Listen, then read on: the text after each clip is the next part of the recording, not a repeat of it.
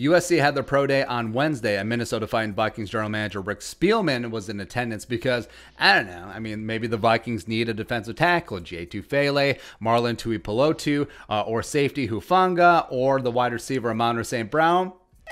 But we know.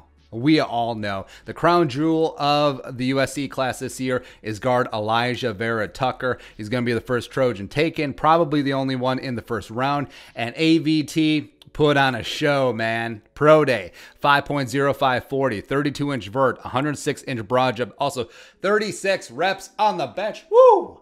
Just getting jerked. And look how he stacked up against Quentin Nelson, Zach Martin, and Brandon Scherf. Perhaps you've heard of them. Now, the biggest question about AVT coming into the offseason was his athleticism, where we knew he was strong, we knew he was explosive, but could he move? And he, even though he didn't crush agility, he certainly checks that box, and he would not be a liability in the Vikings' outside zone scheme. He can get lateral, he can get second level, so LFG. So now, quick, here's our stance on the combine and pro days. So it should not change too much about how you feel about tape. Like, you saw them on tape, you saw them in game, and either the guy can play and you knew they're athletic and this just confirms it, or they can't play and then they look really good in their underwear. And you see too much where prospects, especially since there isn't one set combine this year and it's a bunch of pro days trickling in, that you see prospects go all the way up, all the way up, all the way up because they look really good in these drills, like Eric Stokes from Georgia or J.C. Horn just blown up. So I don't know. I don't get it, man. I feel like your ranking should be quasi-set before the combine, and then the combine/pro day should just check those boxes like, oh, yes, they can do this, as opposed to just like the combine should not turn a fourth-round pick into a first-round pick. It should not.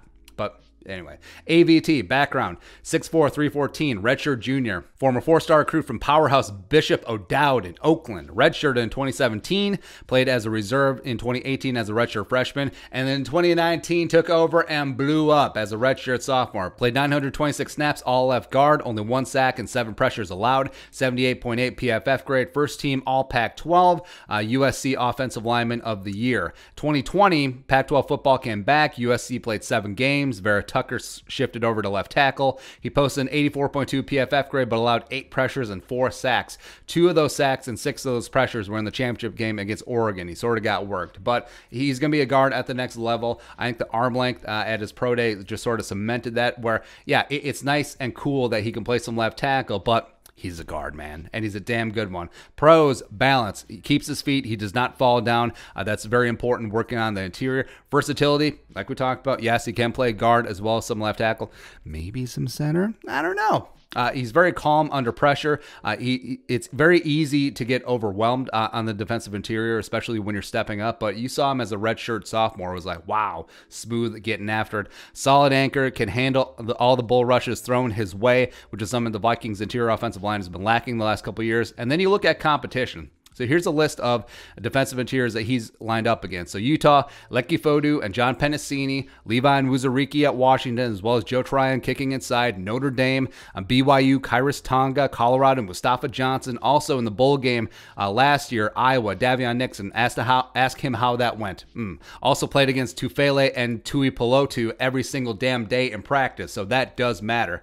Cons, so you can cross athleticism off the list. He checks that box. Other con, only started 20 games. That's whatever. I think that he's going to be good to go. Not a perfect scheme fit, but again, F the scheme. Can you anchor? Can you be a bully inside? Also cross him being a mid-first round reach out of the cons list. I think he's good to go. So even though 14 still seems a little bit high, it's not so much about AVT, because I think he's going to be a damn good professional, but it's just what other value is still going to be on the board when the Vikings select there. I mean, on board could still be Rashawn Slater, Christian Darrisaw, maybe Devontae Smith, maybe Micah Parsons, maybe Kyle Pitts. It's a possibility, depending how crazy things get with the quarterbacks. J.C. Horn, Kwity Paye, Surtain, Caleb Farley might be on the freaking board at 14. So I think the Vikings are going to be in an interesting spot where there's a ton of value, but there might be so much value that it would be hard to trade down, because other teams looking to come up, they just see the boards like, okay, we'll just let one of these other really talented guys fall to us. So that's whatever.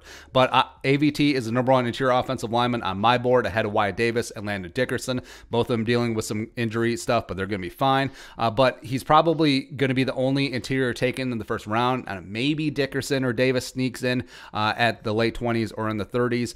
But But if at the end of the day, you're telling me that the Vikings walk out of round one with an absolute set it and forget it starting caliber guard and Alijah Vera-Tucker, I'm okay with it. I will take it. And yes, maybe they could trade down and then get some more draft capital. Maybe. But like we said, it might not be so easy to trade down this year given the glut of talent in the teens. So again, AVT, if he's the guy, let's go. Dial this thing up left to right. You have Ezra, you have Alijah Vera-Tucker, you have Garrett Bradbury, you have Oli Udoh or free agent TBD or Kyle Hinton or whoever. And then you got Brian O'Neill. That's a Super Bowl caliber offensive line, baby. Let's go. Woo! Let's go, man. Fired up.